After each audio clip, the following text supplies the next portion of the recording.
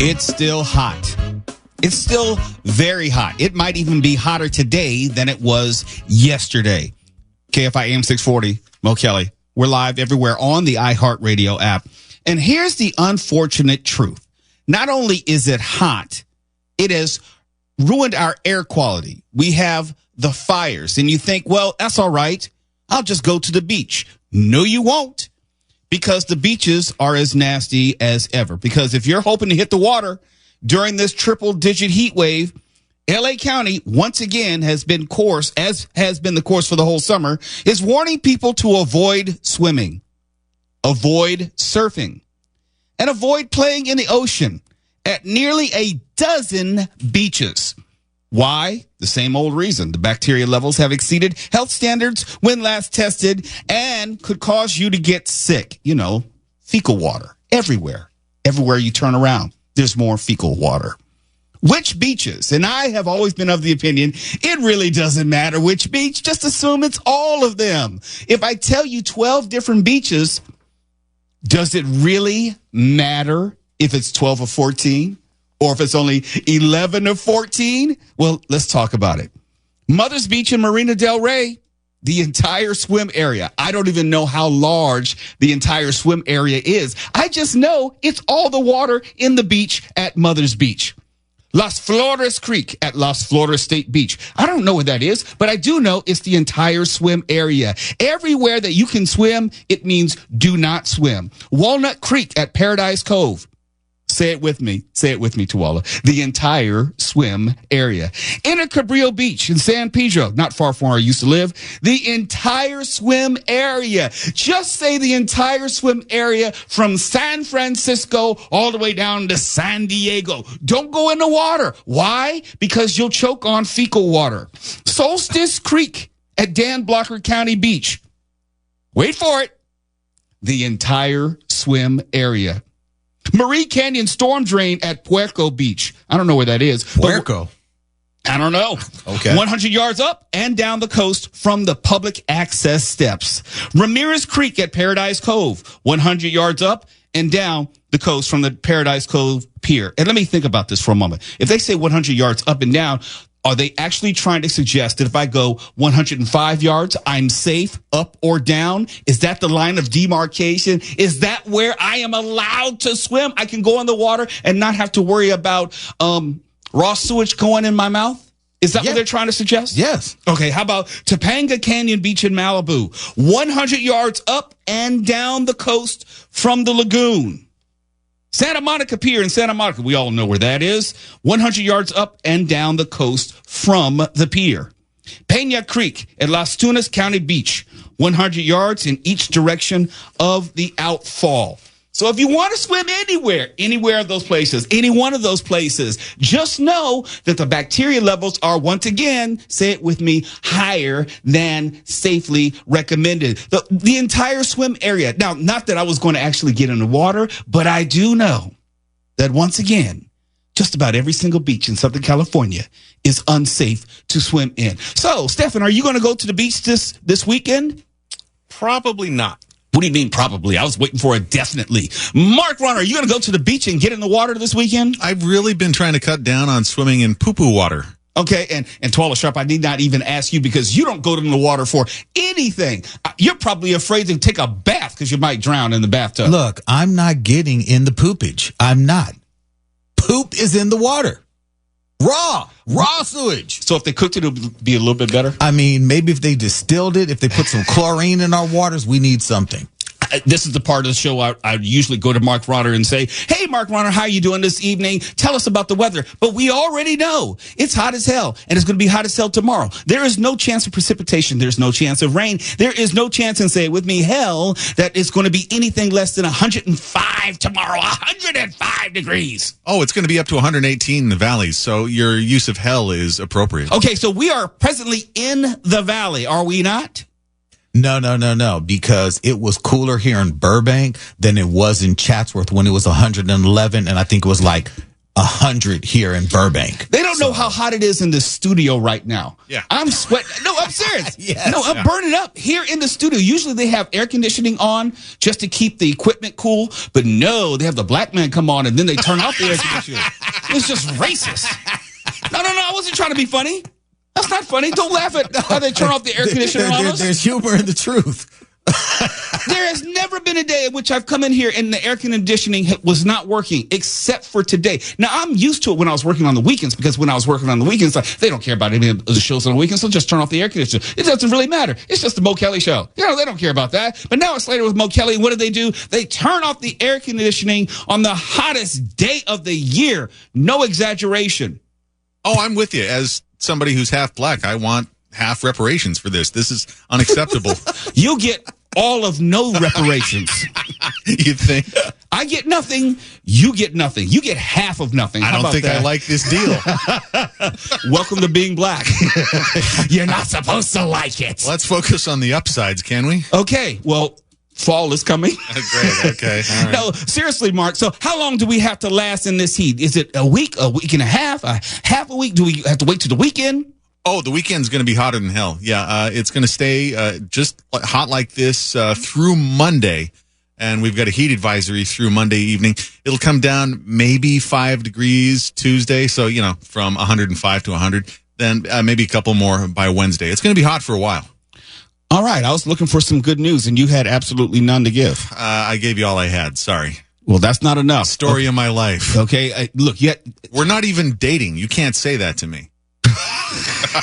You had to make it weird every single time. You're welcome. Well, let me ask you this, because I remember you were complaining about either the heat or the cooling capabilities of where you lived. How are you functioning in all this heat? Oh, I can barely move. It's incapacitating. I'm not kidding you. Well, it's kryptonite. It was weird. I actually sat on my bed and it felt like there was a heater under it, like warming it up. And I'm like, are you kidding me? And then I wonder why I get up and my back is like, I'm all wet. It's like sweating, just sitting there. Like, yeah. I had night sweats and I thought I was like dying from some disease or something. And then I realized, oh, it's 105. That's all. All right. So what about this? What about when you step outside for the first time from your air conditioning, such as it is in the house, and you get that first blast of hot air? I yelled out loud. The only time it hit me, because I was very, very, I planned everything out. I mapped everything out. I made sure that I got to my car and I opened the garage and then I turned on the engine. I didn't want to like die of carbon monoxide. So I opened the garage and I turned on the air conditioning and I went back in the house for like 2 or 3 minutes because I wanted that car to be nice and cool by the time I got my ass in it. I've learned. That's why I like having a Prius. I did the exact same thing. I turned it on like 10 minutes before. Right. It's like blasting the AC. I'm not waiting for the car to cool off. No. I could do this in my 30s. I could do this in my 40s. No problem. I would look at old people and say, what's wrong with you? Just get in the car and go. Now it's like, that car needs to be 73 degrees before I sit in it. I'll tell you this. The effort of talking right now is making me sweat in the studio. I wish people thought, or I wish people could come by this studio and see. We're not exaggerating. No, you've literally been, the entire time you've been wiping your forehead. I'm being serious. And getting the shine, because it's like you are about to start just dripping in here. Great day for photos. Right. Thank goodness they weren't taking. Exactly what I thought. I was like, really? The hottest day ever. And I sweat on a regular day, and this is the day they picked. And by the way, it literally says it's 102 right this second. Right outside. now. Right now. Yes. This second. Right now. This second. So I don't know the office casual policy, but what about those shirts that formerly were referred to as wife beaters that we can't call that anymore? I don't know what you call them. They are person beaters. Beaters. The beaters. Can we wear those in the office? Yeah, you can. I think only the night people can wear them. I mean, no. We can wear them. We just can't do an Instagram live in them. We can wear them. I mean, who's here to complain? Look, They can't even turn on the air conditioner. They're not checking for. Well, they could actually check see what we're wearing, but they don't care about us like that. They don't. All right, let me just still check. Stephan, is it still 102? 102 right now. All right. Well, let me wait. Still 102? Yes. Okay, let's wait. Still 102? Yep.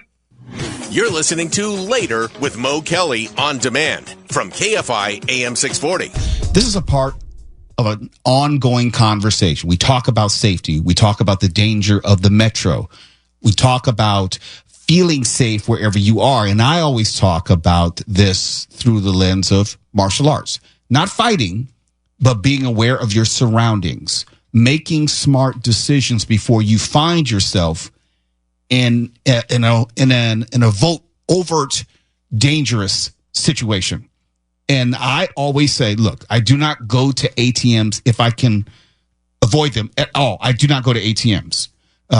If need be, I'll go get money at the grocery store, like cash back or something like that, if I can. Or I will go to an ATM inside a branch. I'm not going on to an ATM out on the street. Why? Because I am putting myself in a vulnerable position. Obviously, I'm there to get money, and my back is turned. I am just opening myself up to crime. At the same time, I do not go get gasoline at night. When I say I don't go get gasoline, that means I don't go to gas stations. I don't go there to get something from the convenience store. I'm not there to say hello to friends. I'm not doing anything at a gas station after sundown. Can something happen to me at a gas station in the middle of the day? Absolutely. But as a general rule, I'm going to lessen the likelihood of something happening to me by just not going to a gas station at night. And if I can recommend to anyone how to make yourself safer, get in the habit of getting your gas during the day. Whatever you need to do, just do it during the day. Because when I read this story, I think, this probably would not have happened at 2 p.m. A man was hospitalized after being attacked and stabbed with a sword-like weapon outside a gas station in the Van Nuys neighborhood early this morning. It happened around 2 a.m. Yeah. Of course it happened at 2 a.m. It probably would not have happened at 2 p.m. Or if it does happen at 2 p.m., you are more likely to have help. Happened around 2 a.m. at the Arco near Sepulveda Boulevard and Satakoy Street. I know exactly where that is. Video showed the victim being treated at the scene with blood spilling down his left arm and leg. A sword-like weapon was recovered by LAPD Van Nuys Division, and the unidentified victim was transported to a local hospital with serious injuries. We don't know a lot of what happened. We don't know why. In fact, the victim, who knows, could have been just walking through the gas station.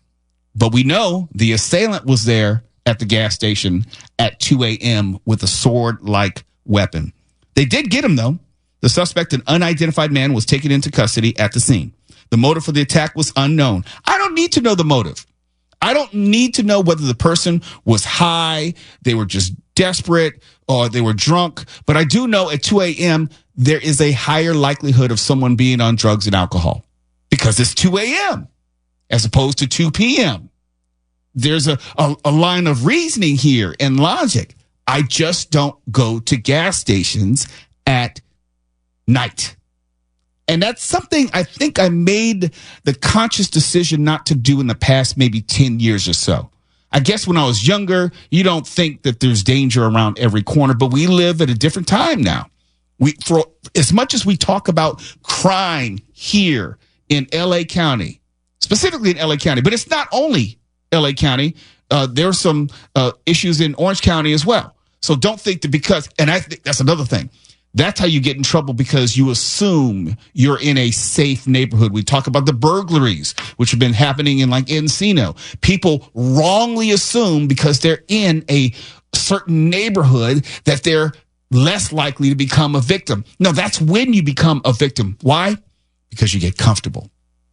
You get really comfortable, and you're not aware of your surroundings. You're not aware of just the neighborhood, anything. You should always be on the lookout for someone who's going to do you harm. And maybe that's because I've always had a big city mentality. Even when I went to college, when I went to Georgetown and Washington, D.C., if you go back to the late 1980s, Washington, D.C. was like the crime capital of the United States back then, when they were literally killing kids for their shoes. So I'm like 17, 18 years old, and my parents made it very clear, you have to have your head on the swivel. There's certain places you didn't go in the city, and you always have to be on the lookout. You always have to be aware of your surroundings. And that's something that I've always adopted.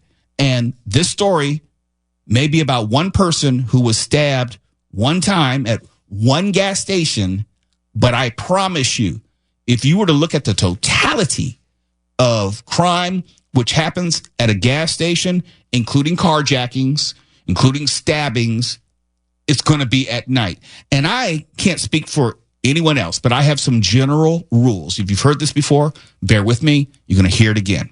I have some general rules when I go to a gas station. This could be at 2 p.m. in Beverly Hills. These rules do not change. Number one, I don't engage or let homeless people engage me. If they have a question, they want to ask for, hey, can you spare some change? They're going to do it from a distance. I don't let anyone get close to me, because if you're within arm's distance, that means I'm within harm's distance, assuming there's not a weapon in their hands and I can see their hands. I'm not on my phone at a gas station. Why? Because that's how you get victimized, because you're not paying attention. Here you are, your car is stopped, most likely unlocked, door open, and you're on your phone. They know you're spending money because you're there to spend money. You're making yourself a more likely target. So I'm never on my phone. I don't engage people. I don't allow people to engage me. Well, what if it's a kid selling candy or something? Case by case basis, but I try to keep them at arm's distance. I'm not trying to have a monetary transaction at a gas station, because sometimes, and you may not know this, sometimes they are the distraction for the actual criminal. You didn't know that, but I know in my neighborhood they would do that.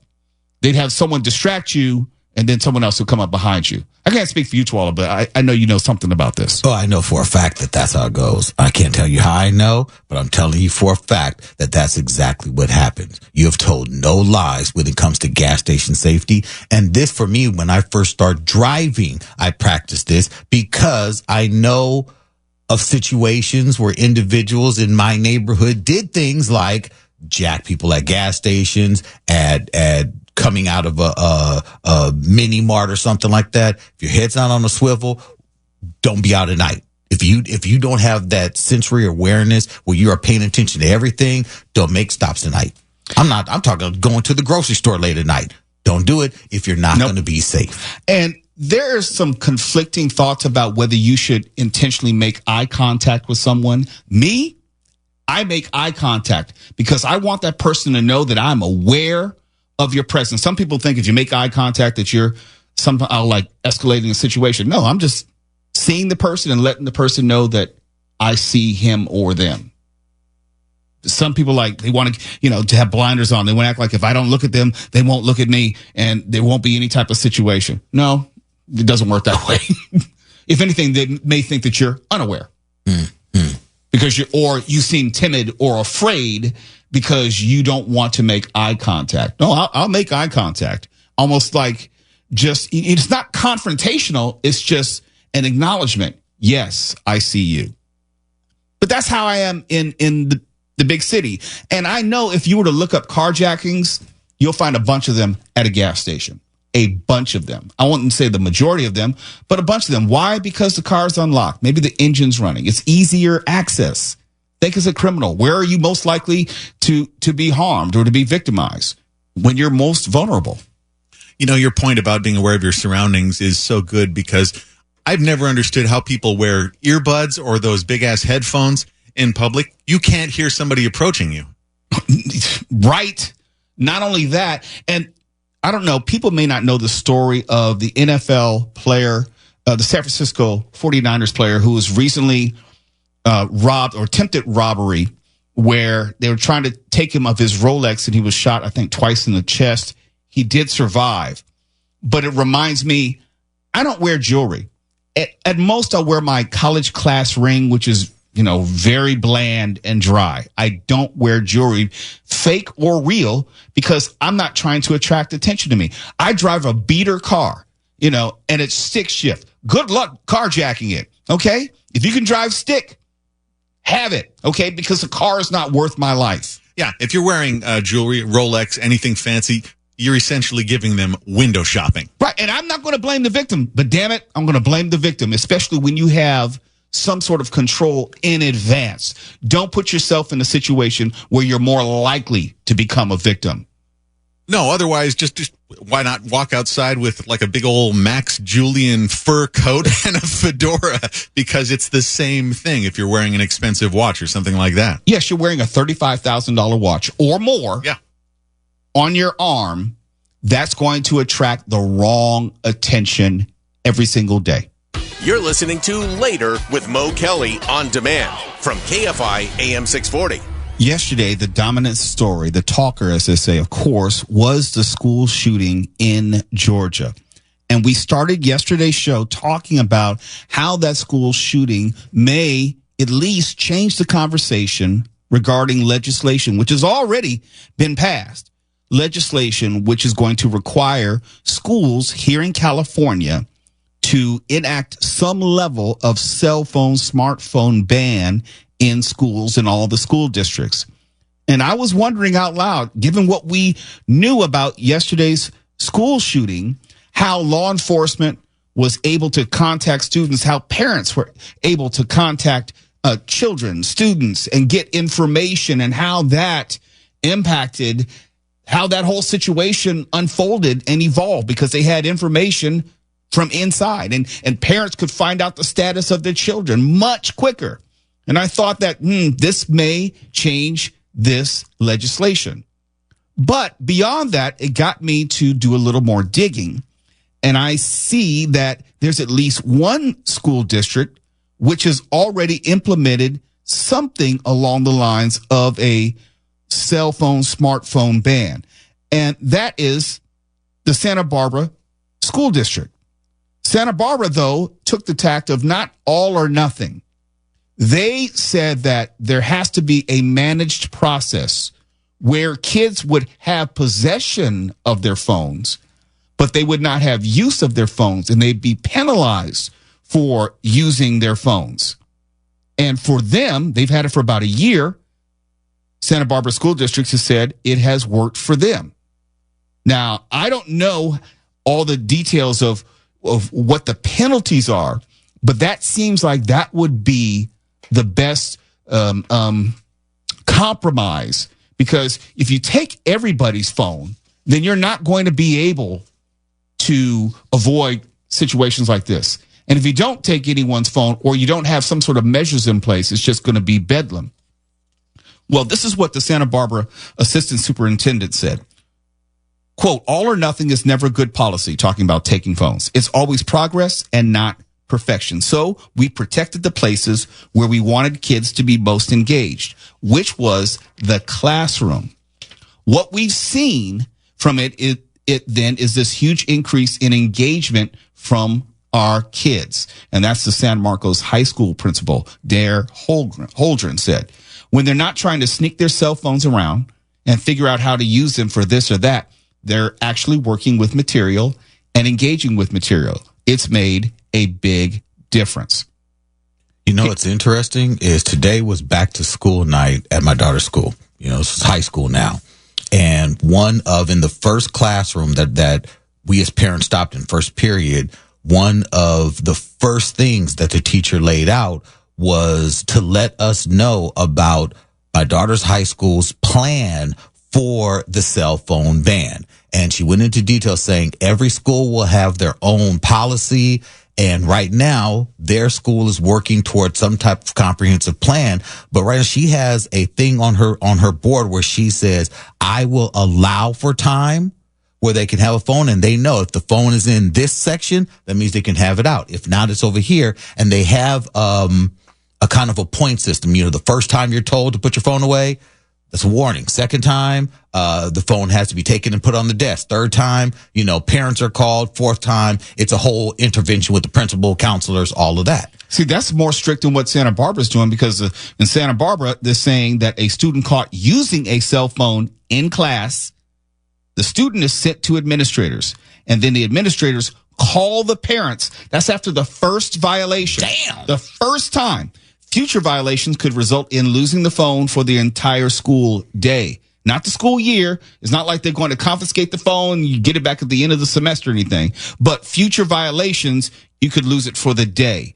And so that would mean it's person or student specific. It's not just school wide, where everyone's going to turn in their phone at the beginning of the day and they'll pick it up at the end. Yeah, I know in a Pollyanna sort of way, that's what you would want, but that's not realistic in the world that we live in now, not with the concerns and the worries that parents have. Look, I don't know what the expectation was for that Georgia school yesterday, but I know that every parent, thank God that they were able to at least get in touch with their child. Let's say they didn't know and they heard about it on the news. And you're calling frantically or at least texting because you don't know the status. You don't know if they're hiding, they're covering. You don't know if it's still an active shooter situation. In fact, the police didn't know, at least in the beginning, but they at least had a reference point and could find out some information from inside. It's interesting because even after this first period teacher was laying out the plan, there did not seem to be any buy-in from any of the parents that were in the room. No one was like, oh, yeah, that's great. Everyone's kind of like, I don't know. I don't know.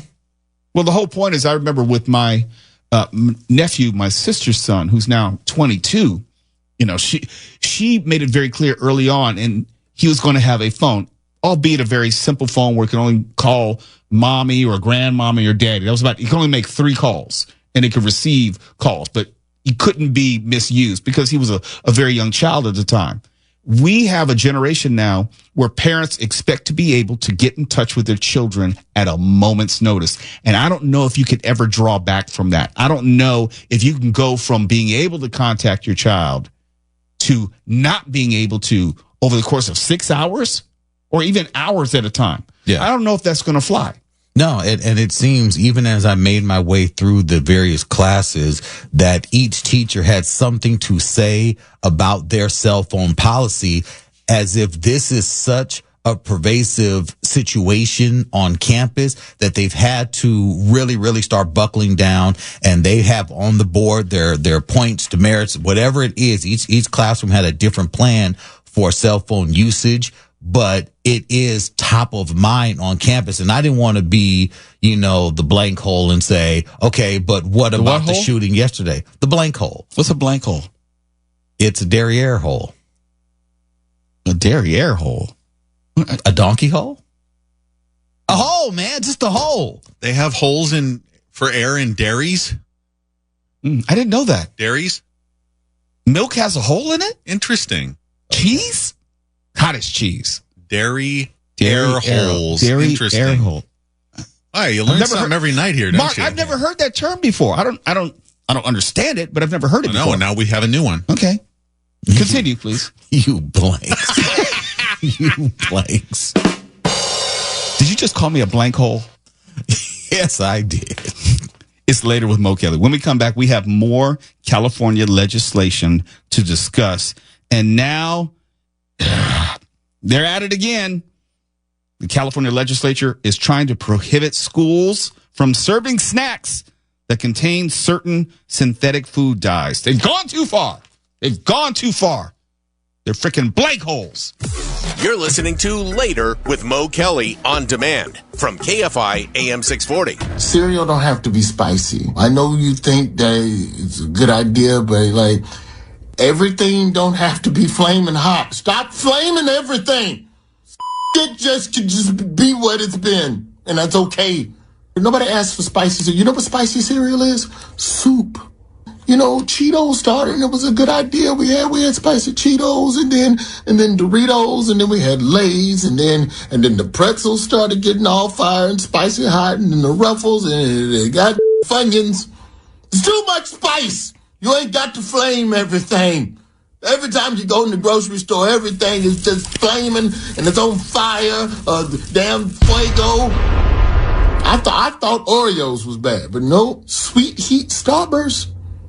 Sweet Heat, just because some rhyme don't mean you got to put it in the same package. What happened to just putting hot sauce in your pocket and sprinkling it on the shit that you wanted to be spicy? Look at all this. No. No. Stop it. How the is a marshmallow spicy? And who put Cheetos in charge of macaroni? You are a tiger that makes snacks. You are not ready to handle macaroni. You damn sure can't make it flaming hot. If you drink flaming hot Mountain Dew, you deserve whatever happens to your. When does it stop? Where do we go from here? KFI Mo Spicy Kelly. chips and spicy. We're live everywhere on the iHeartRadio app. That'll never get old. Courtesy of Roy Wood, friend of the show. Assembly Bill 2316. It was sent to Governor Gavin Newsom last week, and it would require snack makers to remove the dyes from their products if they want them served in California schools. The additives are used in, say it with me, Flamin Hot Cheetos, Takis, and other snacks like that. And we had talked about this bill as it was moving through the state legislature. Now it's been passed. It's sent to Gavin Newsom to be signed. And I don't know how I feel about this, if only because I have more of a problem with the snacks in general, which are available in schools. Yeah, it's not the dyes per se. It's the fact that you can get Cheetos at school. That's what I'm more concerned. Yeah, I know it's different from when I was in school. When I was in school, we had vending machines. You could get cookies, and that was about it. Yeah. And sodas, cookies and sodas. But now you can get just about everything. And I'm more bothered by that than the specific dyes, which are used on Cheetos and other candies and that kind of thing. Does that make any sense? I mean, it just seems like we're worried about the wrong thing. I mean, it does. And I did see 2 or 3 vending machines at my daughter's school, and they would load. One was drinks, one was like chips and things, and another one I think was maybe like energy drinks like Gatorades and waters and stuff like that. So they had sodas, Gatorades and waters, and I think chips, cookies, pretzels, gum candy, all that kind of stuff. But here's the thing, and this is something that I took note of when I saw those vending machines. I said, okay, they're going to go to the vending machine, get a snack, or they're going to take advantage of the open school policy and they're going to walk down the street and get something at the gas station. And today, my daughter, she said, okay, so Daddy, so I was going down to the gas station. I wanted to get some chips and a drink. And I said, okay. And she said, but when I was approaching the gas station, there was caution tape and police cars all in the parking lot. And I chalk outline. Well, she didn't see that, but she said, you know what? This doesn't seem like a good idea. So she said, I just went back to school and got something at the vending machine. And I said, maybe I'm not as mad at the vending machine as I thought. Yeah, but I don't know. But there are decisions which can be made by the schools. I think if you mandate the schools can only sell X, Y, or Z, as opposed to trying to outlaw certain dyes. We're talking about 6 synthetic dyes that this bill is targeting. Yellow number 5, yellow number 6, blue number 1, blue 2, green 3. It's almost like we're playing football. Blue 3, green 3, red 40. Just these are all the things that make stuff good. Yeah, I get that. But tell the school these types of goodies and treats are inappropriate or shouldn't be allowed in the school vending machines, as opposed to telling the manufacturers you can't make this and sell this in the school. No, hold the school accountable. I hear you 100%, because why are you telling Takis, who sells their stuff everywhere, that you can't have it in the dye? No, just outlawed in California, period. If it's that big of a concern, right, Governor Batman, you need to go further. Why is it allowed to be sold in California, period, if you're that concerned about it? If I'm Flamin Hot Cheetos, like, I'm just selling a product. Now, if you want to sell it, if you want to then make it available in schools, then that's the school's fault. Yeah. You know, you're basically saying that shouldn't be allowed in schools. Then fine, make sure the schools can't sell it then, as opposed to trying to tell these manufacturers, these product manufacturers, that you can't make it that way. That if I'm Flamin Hot Cheetos, like, no, we're going to do what we do. Yeah, the vending machines aren't like preloaded with. Yeah, they're not. They're choices which are made. Choices, yeah. Yes. And usually the vending machine is not owned by the school, and the vendor gets to decide what they're going to put in it, because it's usually like our vending machines here. It's whatever sells well. If it sells well, they'll bring more of it. Well, then if you don't want that on your campus, and I'm thinking that schools can actually control their campus, what happens on their campus. Look, put it this way. If the vending machine wanted to sell liquor, I'm quite sure the school could say, no, you can't do that. I'm quite sure the school has some degree of control as far as what can be sold in the vending machine on their campus. There are vending machines that sell cigarettes. You think that they're going to allow that? No. You're making too much sense, Mom. It just sounds like an overreaction because It is. I remember when I was in school, I was like middle school, and That was like 6 years ago. yeah, sure. And my mom prohibited sodas in my house. So when I got to a stage where, I had a little bit of, allowance money, I would get, Coke, Sprite, Lipton Brisk, all that stuff. Not good for me, but I mean, it's like, it's also, if they didn't want it, they can just push it away. They don't have to outlaw it. Right. Right. It's not that hard. And I think a lot of this legislation, I'll say legislationeering, it's not like you're engineering these bills to laws for political grandstanding, and you're not really addressing a problem. Is there a problem? Let's get to the heart of the matter. Is there a problem with the types of food which are available to kids on campuses? I think we can all agree, yes, it's not very healthy. It's not good for them. They're in their formative years, they're in their growing years. They shouldn't be eating that stuff. Then most likely, they're not eating it. They shouldn't have the availability to eat it at school. Now, what they do outside of school, that's up to mom, dad, whomever. But as far as inside of school, they shouldn't be eating it. You're wrong. You're mad at the wrong people, and you're penalizing the wrong people. Instead of trying to outlaw certain dyes, just keep them out of the schools. That's all. That's all you need to do. You can't sell Flamin Hot Cheetos at a school. Leave it at that. I hate those things too. Look, I can't eat those. I'll never try to eat those. No, seriously, look, I can't say for certain that there is a direct connection, but at one point, my son was eating those damn Takis like his life depended on it, and a short time later, he got a stomach ulcer. Yeah, I don't, something that dyes your fingers to the point where it looks like you've been playing with paint. And has a concentration of different hot ingredients. Chemicals, you mean? Not ingredients, I'm sorry. chemicals. Yes. Chemicals sprayed and then dyed blue or green or whatever. Look, I despise those things. But we have them in our vending machine. You know that, down the hall in the kitchen, right? You know that, right? Oh, you know that, right? Yeah. We even have in our food drawer, I think we have some Flamin Hot Cheetos. There's something close to that, I think. But we're adults. It's different with us. Yeah, we're adults. We're making decisions for ourselves. Yeah. We're grown. We can't stunt our growth anymore. We're allowed to be unhealthy. It's Later with Mo Kelly, KFI AM 640 live everywhere in the iHeartRadio app. Untangling the mess until it makes sense. KFI. And KOST HD2. Los Angeles, Orange County. Live everywhere on the iHeartRadio app.